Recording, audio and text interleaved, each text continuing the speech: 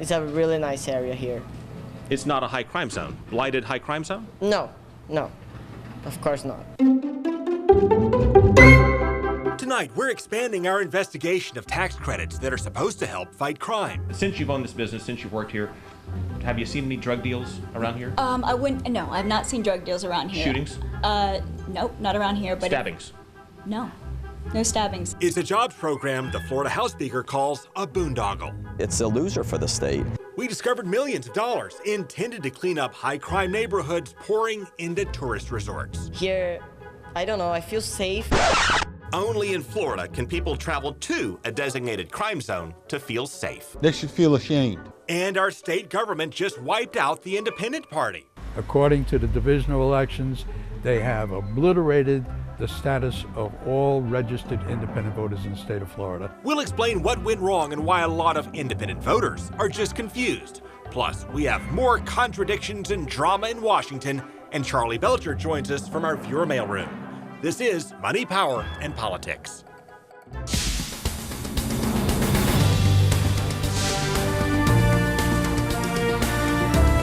All right, well, we'll start with a wild week for President Trump and his claim that he's running a fine-tuned machine. Well, in doing this, he's revving up his base. His supporters are loving it, but he's also hitting a lot of bumps along the way. The press, honestly, is out of control. The level of dishonesty is out of control. The president blamed the media for misstating facts, then got called out repeatedly for misstating facts. I was given that information. I've seen that information around. Shame! This week, protesters dogged as Secretary of Education Betsy DeVos. Her Department of Education took more heat for misspelling a tweet, then took more heat when it apologized with mangled grammar. Our deepest apologizes for the earlier typo. We will have unquestioned military strength beyond anything anybody can imagine. Meanwhile, in the same week, reports claim the Trump campaign coordinated with Russia's strongman. Trump's senior advisor's strong tone played right into his critics' hands. Our opponents, the media, and the whole world will soon see, as we begin to take further actions, that the powers of the president to protect our country are very substantial and will not be questioned. And then there's former National Security Advisor Michael Flynn.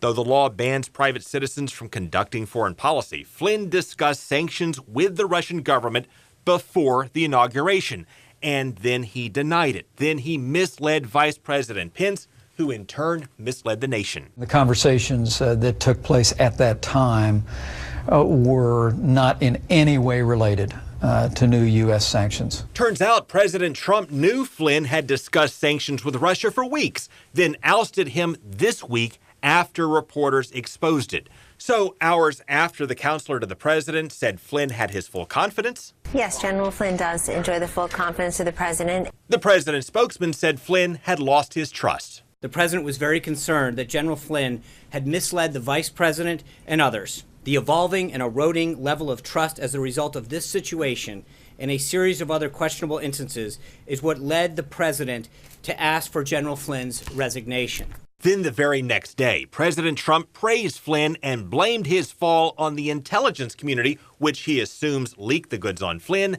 and reporters for reporting it. And I think it's really a sad thing that he was treated so badly. Then Trump said he fired Flynn only for misleading Pence. Then the White House said it found a replacement for Flynn, who then turned down the job. After Trump's pick to run the Labor Department withdrew his nomination because he did not have the votes, after the president lost a case against his immigration ban. This administration is running like a fine-tuned machine. Okay, so let's bring in Republican strategist Adam Goodman. Look, I led off last week's show by asking you what you thought of the Trump communications operation. How about now? Wow. I mean, we just saw a 30-minute or so press conference that is unlike anything we've ever seen in our lifetime. It was a communication on three different levels. One, to the people in the room. Two, to the others in Washington who were looking on in shock. And three was to the American public. And the amazing thing is you'll get three different report cards. And if you try to use conventional measures to assess it, I think you do that with some risk, because we don't know how this is going to turn out, other than at the end of the day, if the Trump administration is half successful in doing what they promised to do to for the American people, everything's going to be fine. This will just be an interesting sideshow to all that. If not, this will be something looked at as maybe the beginning of a definer of his presidency. What about his instinct saying that he would have directed Michael Flynn to discuss sanctions with Russian officials before the inauguration, knowing that there is a law dating back to the 1700s saying that you cannot discuss and conduct foreign policy as a private individual? So it certainly would have been okay with me if he did it. I would have directed him to do it if I thought he wasn't doing it. I didn't direct him, but I would have directed him because that's his job. This is the easy question, right, Craig? No, that was a mistake. I think that was a mistake, and I think there's also another mistake that this president has made so far, and I hope he corrects it. He is very bold and straight out. He also has to be honest enough to admit when things aren't going completely according to plan. He said in this press conference that so far the administration has had a seamless start.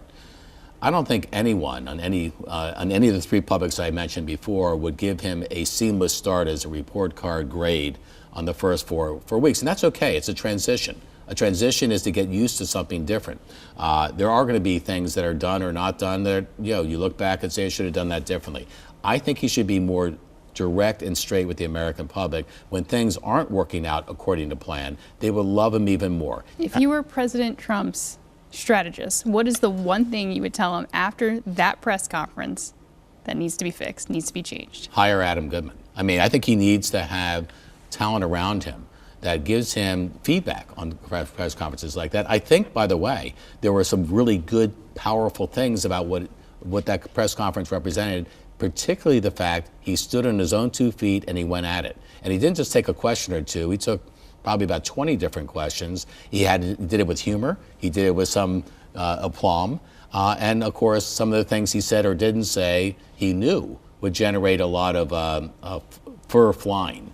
But I think it's all intended to show that he is a person that is not going to hide behind anyone else and bringing his message, for better and worse.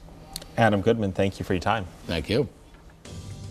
Coming up, if you've registered as an independent here in Florida, you're not one anymore. We'll explain what happened to the independent party after the break.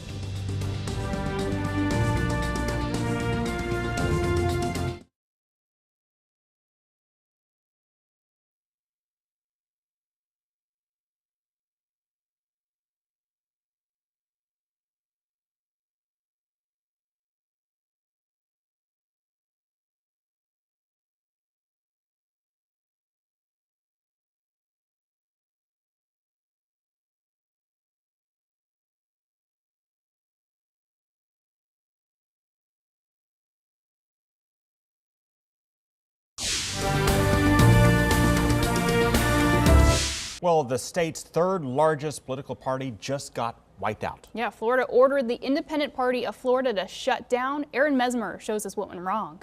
The rights of the members, membership requirements, how you hold your meetings. Ernie Bach is back at square one, holding a stack of registration papers and holding on to hope that the state will agree to recognize the Independent Party of Florida again. It's a bureaucratic boondoggle that is unbelievable. Bach is from Largo and founded the party in 1993. By the 2016 election, there were 262,599 registered independent party voters in Florida, making it the largest minor political party in the state. But now, zero. According to the Division of Elections, they have obliterated the status of all registered independent voters in the state of Florida. According to court filings from the Florida Division of Elections, the independent party violated regulations and is now disbanded. Hillsborough Supervisor of Elections Craig Latimer explained why. They have to have an annual audit performed by a CPA, and they did not comply with that. Instead of using a certified public accountant in 2014, they used an uncertified one. But Bach says that's what they'd always done, and the state never had a problem until now. They could have slapped us on the wrist. Instead, registered independents are now getting letters telling them to choose a new party or register as no party affiliation, which is what Latimer thinks a lot of people actually intended to do, but accidentally registered as an independent. Well, I think that there is a little bit of confusion that people wanted to be an independent. They didn't want to be affiliated with the Democratic Party or the Republican Party. Bach disagrees. Either way, he's just focused on making his political party an official one again, meaning he's starting over from scratch. I'm sure we're going to lose 50 or 100,000 registered voters. Now, coming up, state support that's meant to help poor neighborhoods is flowing into fancy resorts. We're going to continue our investigation.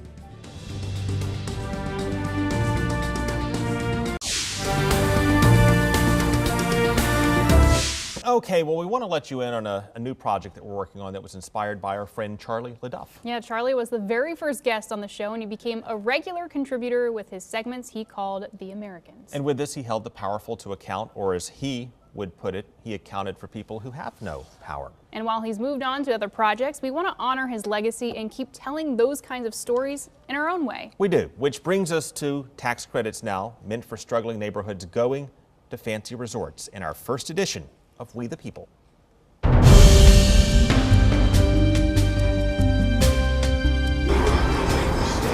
know, this business isn't doing as great as it should be because of what goes on in this town.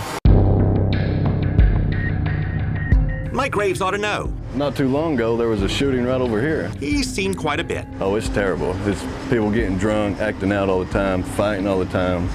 It's just insane. Just down the road, Christine Vasconcelos said she had to relocate her flower shop just to get away from it. Drugs, deals, burglary, stolen cars. Burglarized? Yes, we were, unfortunately. But just one time? Twice. Once we were there and with a gun, and the second time was after hours. So years ago, state lawmakers figured they could clean up crime and blight by giving tax credits to companies that stay there and hire people. A small business tries to make a living there, and you can't. But James Hargret, the former state senator who wrote the tax credit law, said state leaders gave us a bait and switch. They should feel ashamed. See, after his bill passed, when politicians drew the blighted high crime zones, they cut out much of Tampa and St. Pete and left in the heart of Orlando's tourist district. So for years, they've steered millions intended for distressed neighborhoods into theme parks and high-end hotels. There's nothing going on here other than tourism shops. And so the same place Florida promotes as a world-class, kid-friendly vacation getaway is also mired in extreme levels of poverty, deterioration, and crime, at least for tax purposes. Oh yeah, no, this area has been fine. Yeah, I'm good. Yeah, I feel safe here. Here, I don't know, I feel safe. Only in Florida can people travel to a designated crime zone to feel safe. Oh, it's a nice area. Yeah, it's a really nice area here. It's not a high crime zone. Blighted high crime zone? No, of course not.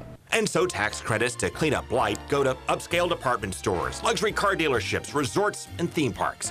For example, Universal picked up $2.2 million in credits last year as it's building a new water park. Back in 2014, it got $1.7 million as it added Harry Potter attractions. It's 2014, so it would have been like 3 years ago. Okay. Also in 2014, records showed the state approved $30,000 in high crime zone tax credits for Orlando's Perfume Land. Alejandro Pizzini said he's the COO, and this is not a high crime zone anymore. Watch this. This is a great place to visit. You have all the great attractions around us, and more importantly, you have great shopping as well. So everyone is welcome to come and visit. No longer a blighted high crime zone. No, that's not the way we view it. And when we viewed it just beyond the high crime zone, yeah, we found more nice restaurants, chic boutiques, ballet school, stogies, and gated communities with multi-million-dollar homes. Since you've owned this business, since you've worked here, have you seen any drug deals around here? No, I've not seen drug deals around here. Shootings? Nope, not around here. But Stabbings? No stabbings. Jessica Harnett has worked here for 8 years and says she knows the area pretty well. You definitely pay for what you get. Is there high crime on the golf courses? Not on the golf courses, but we have seen where there's securities and there's security gates in these neighborhoods, but people are coming off from the lakes and on top of the golf courses to come into the neighborhoods. Oh, so there's trespassing? Yep. Yes. Yeah. Well, there's that. Yes, there's trespassing. Now, compare that to Christine back in Tampa. They did put her in the cooler. Remember Christine? Put her in the cooler? Yeah, yes. Yeah, she ran the flower shop just north of Tampa that could not get the tax credits because she was not in the zone. A drug deal happening right in front of you, right in front of the store, or just getting held up. I mean. You think that's bad? The folks over in the high crime zone actually had some people trespassing on the golf course. Yeah, that's a big problem. But Florida's new House Speaker was not amused. We need to create more entrepreneurs in those spaces, not just hand out tax giveaways to big Fortune 500 companies. The second thing is we don't even go back and reevaluate. So when Universal does go in there and they build and they change that community, and now is it still high crime? We haven't even measured and looked at crime statistics prior to their entry and after their entry to see if that credit should even be in existence anymore. And obviously it shouldn't. It's a loser for the state. We also showed them how these credits cost much more than they deliver in jobs and money according to the state's own numbers. And Corcoran said this has to stop. For every dollar we spend, we get 7 cents back. So we're losing 93 cents for every dollar. While a lot of struggling neighborhoods don't get a dime. High crime? Blight? Anybody blight?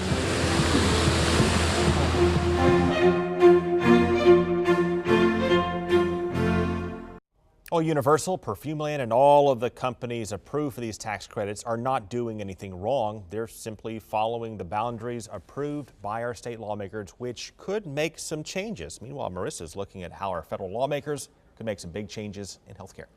Yeah, well, President Trump said the plan to replace Obamacare is moving fast. And while we don't have a lot of details, Republicans in Congress told us what to expect. But I think if you're going to completely repeal something, you should replace it. And Republicans are explaining how they want to replace the Affordable Care Act. First, they want to get rid of the requirement that you have to buy insurance if you can afford it.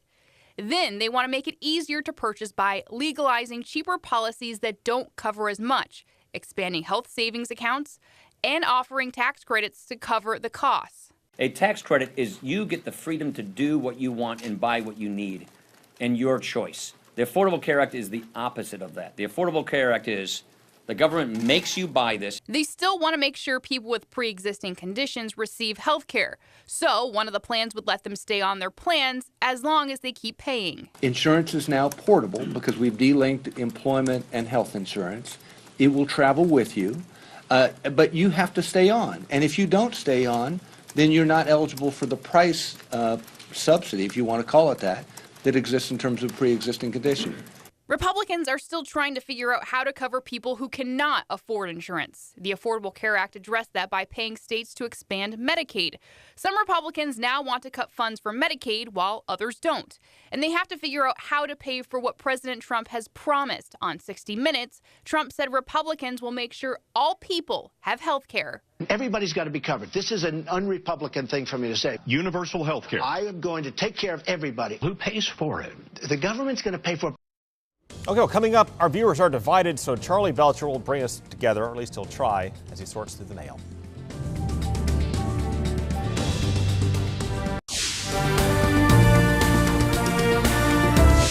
Merissa, the viewer mail's been piling up, and a lot of them have a lot of different opinions about the new administration, I guess about us too. Yeah, so we sent in Charley Belcher to answer your questions and check out all the comments.